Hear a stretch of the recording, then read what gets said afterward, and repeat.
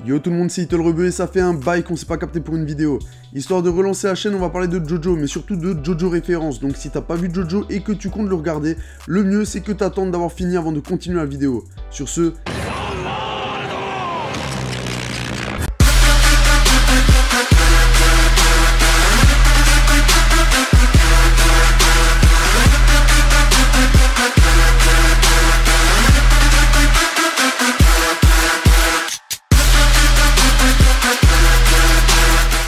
Jojo, ou tout simplement Jojo's Bizarre Adventure, c'est le manga de Hirohiko Araki et probablement l'un des plus connus tout manga confondus.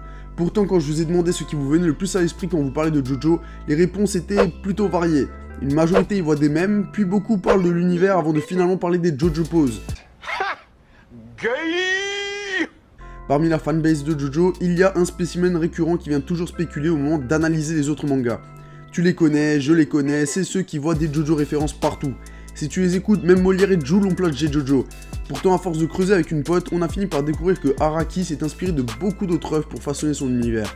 C'est pour cela que je vais démarrer une petite série de vidéos pour expliquer les différents clins d'œil que tu verras dans Jojo, et aujourd'hui, c'est sur le cinéma que l'on va s'attarder.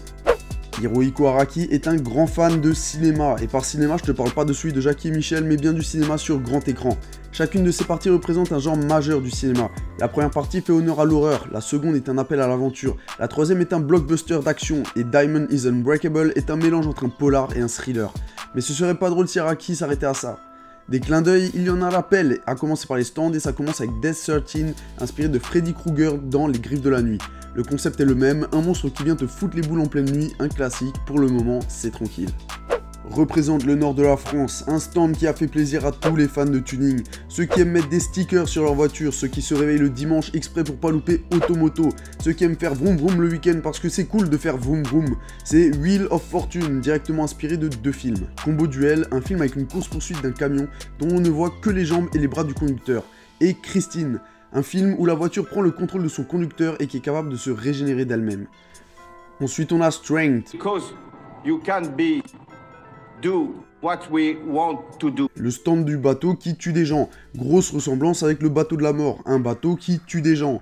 Niveau inspi, c'est du même niveau que Ebony Devil, qui est un Chucky bis, ou Dark Blue Moon avec les dents de la mer. Psartek Araki.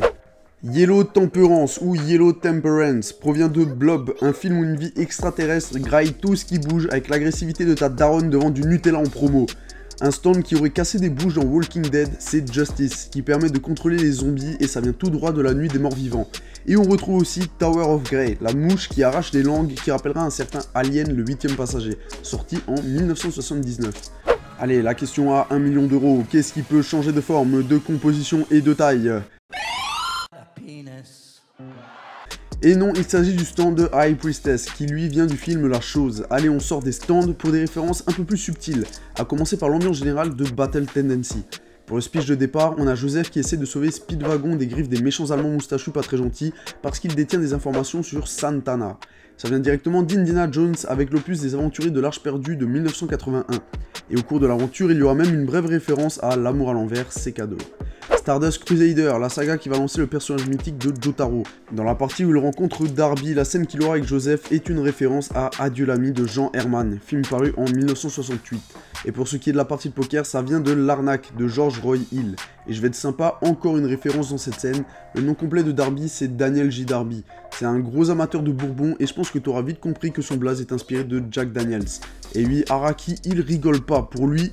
Tequila, Anakin, L'alcool c'est de l'eau. Une dernière pour Stardust Crusader. T'as peut-être vu Shiny, le film de 1980, et dans Jojo, tu retrouveras Alessi qui va te lâcher une magnifique imitation de Here is Johnny, quand elle va se mettre à traquer Paul Naref, et je t'assure que Nicholson a dû kiffer la référence. Qui connaît le film Misery de 1990 ici? Non? Personne? Grosso modo, c'est l'histoire d'une meuf qui va séquestrer un romancier après qu'il ait tué son héroïne préférée dans son histoire. Elle va le forcer à écrire un nouveau roman dans lequel il l'aurait ressuscité.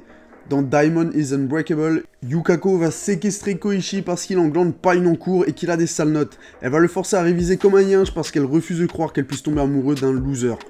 T'as eu ta dose de films et je t'invite à aller tous les regarder. S'ils ont inspiré Araki, c'est pas pour rien. Pour l'accent anglais, j'ai fait allemand LV1 donc perso... C'est ça, je m'en... C'est la fin de cette vidéo, si t'as kiffé, je t'invite à liker, partager et t'abonner. Un gros merci à Mathilde qui m'a énormément aidé pour mes recherches. Les prochaines vidéos sur ce sujet sortiront principalement grâce à elle. On se retrouve bientôt pour la suite de cette vidéo. D'ici là, prends soin de toi et à la prochaine. Ciao!